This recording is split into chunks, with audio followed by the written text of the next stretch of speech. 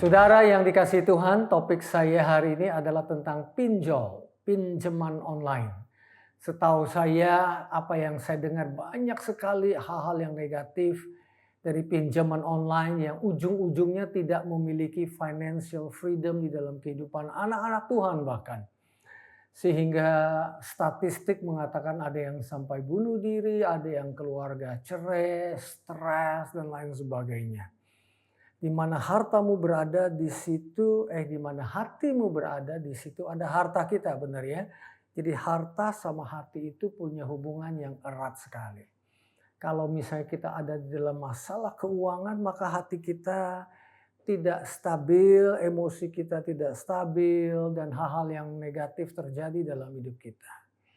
Tetapi kalau misalnya kita memiliki financial freedom, ya, itu akan menyentuh hati kita, kita menjadi lebih tenang, kita menjadi orang yang diberkati dan lain sebagainya. Dan berkat ini pula yang kita pakai untuk memuliakan nama Tuhan Yesus kita yang adalah Jehovah Jireh, Allah Tuhan yang menyediakan.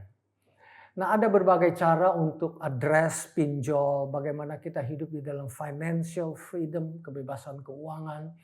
Salah satu yang paling gampang adalah tentunya kita dapat 10, kita spend kita, pengeluaran kita tidak besar pasak dari tiang. Artinya dapat 10 ya kita spend 7 atau 8 sehingga ada perpuluhan yang kita bawa kembalikan ke rumah Tuhan, ada persembahan dan juga ada saving dalam hidup kita.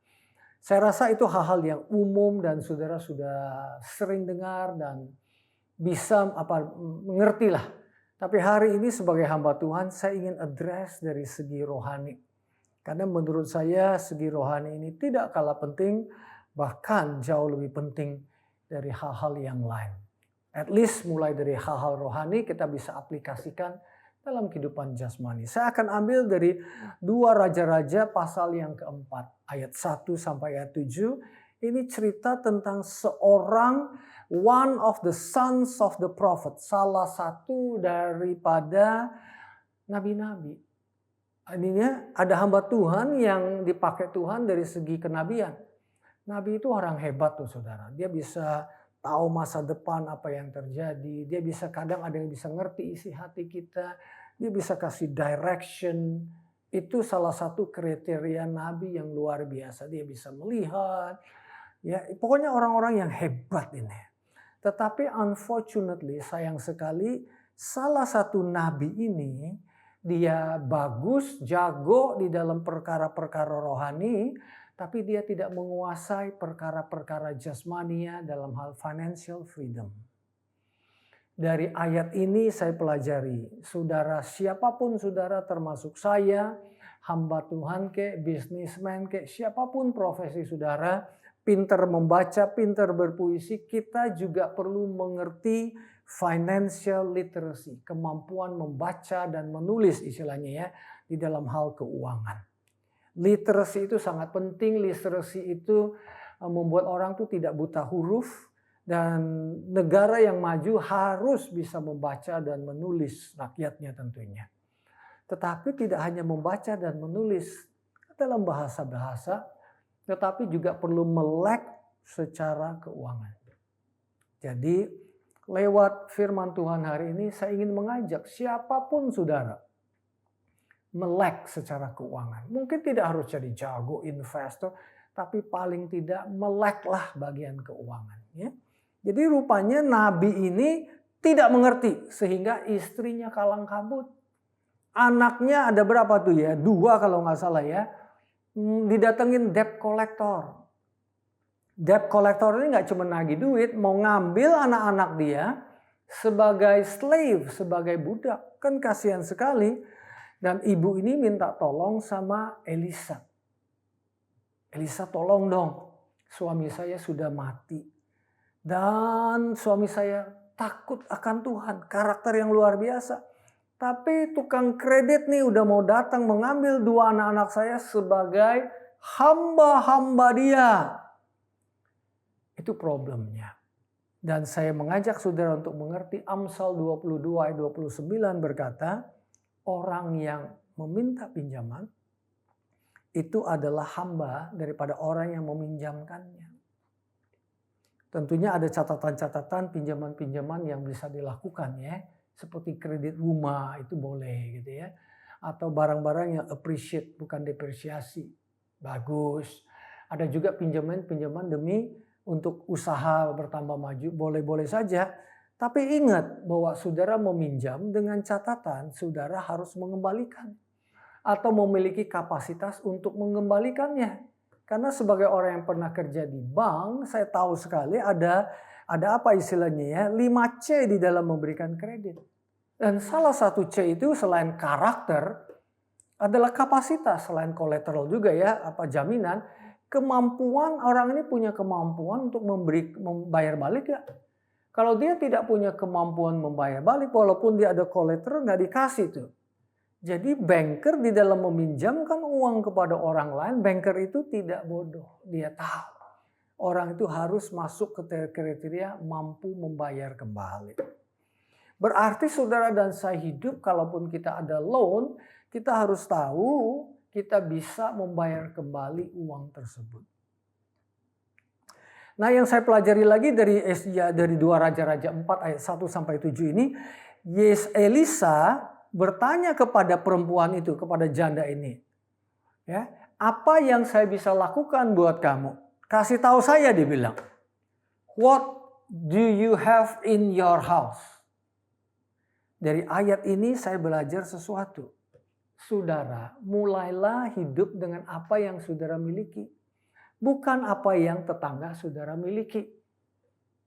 Mulailah hidup dengan apa yang kita miliki. Start small, gak apa-apa. Do not despise the day of small beginning. Jangan menganggap remeh hal-hal yang sederhana. Jangan ingin cepat-cepat menjadi kaya. Itulah jeratannya. Setialah kepada hal-hal yang sederhana. Apa yang saudara miliki. Integritas saudara. Bertanggung jawab.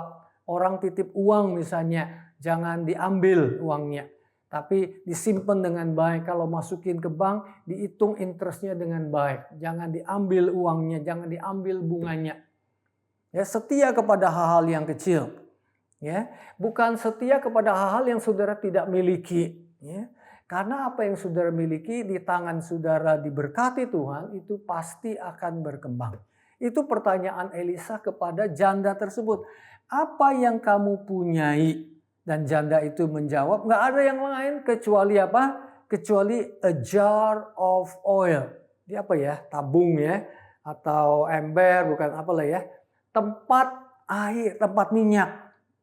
Dan di situ Elisa mengatakan, udah kamu sekarang dengan apa yang kamu ada, kamu boleh pinjem. Pinjem apa? Pinjem ember-ember itu lagi. Pinjem tabung-tabung itu lagi. Cara pinjemnya gimana? Pinjem untuk sebuah tujuan yang mulia. Pinjem untuk dipakai secara produktif. Ya. Supaya hasil pinjaman itu dipakai. Nanti kita akan lihat ceritanya untuk menampung minyak. Supaya bisa dijual minyaknya. Jadi bejana itu dipakai untuk produktivitas. Bukan personal consumption. Di dalam hal produktivitas, salah satu yang saya belajar dari banyak teman, dari senior, adalah jangan kita nggak mau belajar, tapi teruslah membaca, teruslah mendengar, learn and grow, teruslah ikut training demi training, baik itu training rohani maupun hal-hal yang praktis di dalam kehidupan, skill saudara, supaya bisa bertambah. Dan kemudian apa yang dilakukan oleh Elisa suruh dia tuangin minyak ke dalam tabungnya. Dituang. Kemudian apa? Apa yang terjadi? Kemudian minyak yang tertuang itu dipakai untuk nanti dijual supaya bisa menghasilkan uang. Dan uang itu untuk membayar semua hutang-hutangnya. Dan yang terakhir saudara, waktu dituang, ya, kemudian bejananya ganti lagi, tuang lagi, bejana ganti lagi sampai beberapa bejana. Dan saat terakhir, bejana yang terakhir dituang dan tidak ada bejana lagi dan minyaknya berhenti. Tetapi di dalam bahasa aslinya dikatakan stay. Tidak berhenti dalam arti habis, tapi terus minyaknya itu menunggu bejana-bejana yang ada lagi. Menunggu apa? Menunggu produktivitas demi produktivitas. Bukan menunggu pinjaman demi pinjaman ya, jangan salah mengerti. Menunggu produktivitas demi produktivitas. Menunggu ide demi ide yang Tuhan berikan kepada saudara dan saya untuk implementasikan. Jadi kalau hari ini saudara terkena pinjol, selain saya berdoa supaya saudara lepas dari pinjol, saudara kembangkan apa yang saudara miliki. Kembangkan dengan setia.